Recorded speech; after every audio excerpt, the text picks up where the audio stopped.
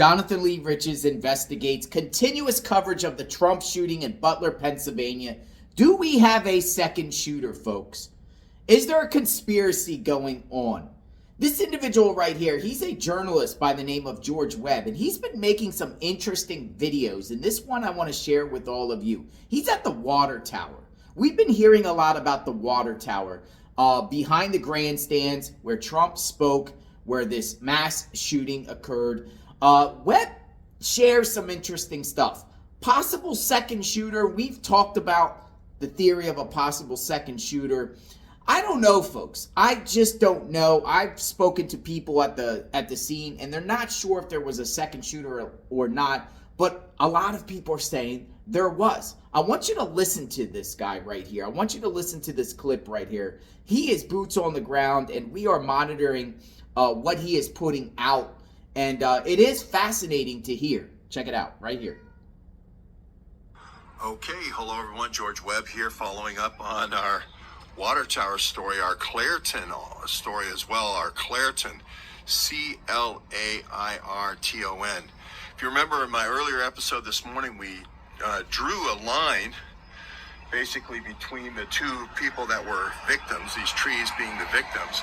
We traced a line and went to this water tower area, not over toward the low shooter perch of Crooks. So indicating a second shooter. We didn't really go into much into the victims here.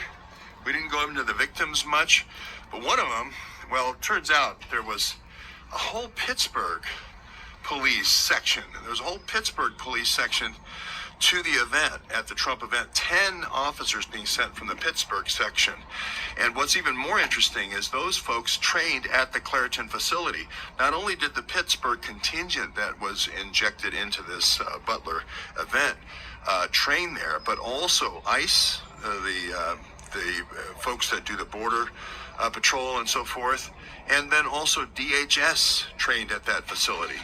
And not only that, but also simulations were run at that facility for this shooter incident. For, again, this idea of live exercise at the Clairton facility. Not only that, there's ties with Hollywood to the Clairton facility. Deer Hunter, we talked about in the last film, was actually filmed in Clairton at the Clairton facility.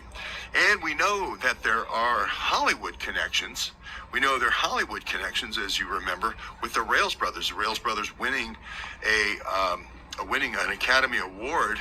And again, the connections to Robert De Niro and the Rails Brothers keep coming back in our story over and over again with these CIA stories, these CIA crime mob stories, the partnership of the CIA and the mob. So here we have more metadata, which talks about this scenario, this two-shooter scenario being rehearsed potentially at the Clairton facility. One, of course, is going to be Crooks here on this position. This actually could have been a place you could have done the rehearsal if we would just go down this road a little bit and go 140 yards out from the corner of that building, and then this water tower being another 50 yards beyond. This actually could have been a place where you could have done a rehearsal as well. I don't know if this kind of configuration exists in Clairton, but the key here again is we see these live exercises that tend to give us a premonition or a foreshadowing, foretelling of what's going to happen in the future. And by looking at the live exercises that are run, we can get an idea pretty clearly of what may happen in terms of real life events. So we know Crooks is involved in Clairton. We now know these 10 police officers where the victims are. We now know these 10 police officers where the Pittsburgh section, and it looks like the section that wasn't Trump's section, but the Pittsburgh section was the old scores section. It was where there was some old scores to be settled. Could have even been Comperatore. His uncle Fruman, his step-uncle Fruman, was related to Mark Fruman of the OJ trial from yesterday's in Savor, Pennsylvania, through the memorial service. We now know that his uncle, step-uncle, was related to Mark Fruman with the OJ trial. So that's another one of those mass formation psychosis events. Again, I don't want to pick on the Rails brothers being a part of this Mossad mafia or a part of the mafia that creates these mass formation psychosis events and then turns around and makes movies about them to capitalize on them financially. But they just won the Oscar, so I'm not, we're not going too far here in our extension with a connection to the Chicago mob and Korshak. The other interesting twist to all of this story, in addition to the rehearsals at the Clareton facility and the old scores that seem to be settled in the Pittsburgh section, we have these four of the motorcycle cops are wounded. So it should be easy to get their names.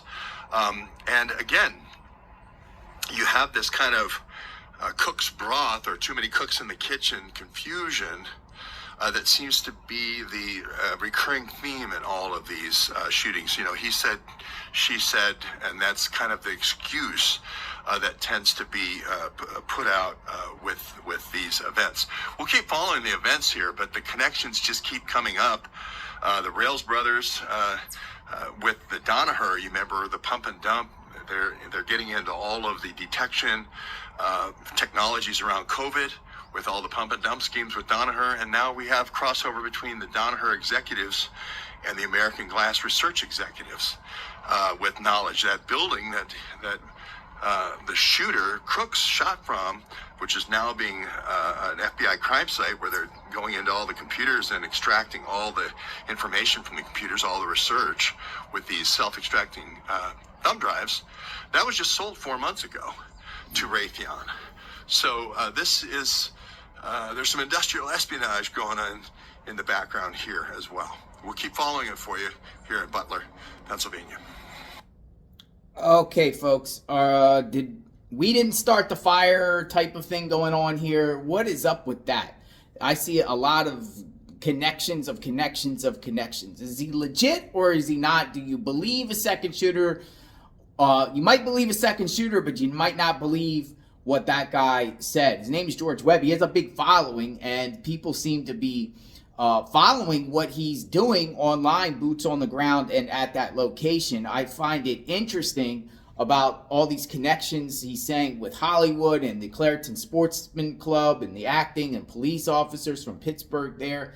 Is this legit or is it not legit? What's your take on all that material that he put out? He had quite a lot more material. He's been going to location to location. Other than that, I haven't really seen any other people there putting out videos or putting out anything with the crime scene there. We'll still call it a crime scene. Allegedly, they still have law enforcement all around there guarding it, but it is interesting that material is put out there. Or is this just, some people might say what you just listened to was tinfoil hat, crack pot stuff, but that's what's being put out. So let me know what you think with that.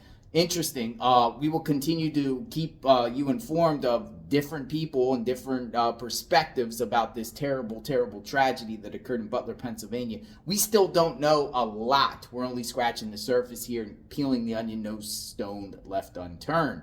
JLR Investigates. Subscribe to the channel, hit the notification button. What do you think about this particular segment? We will talk soon. JLR Investigates. Stay tuned.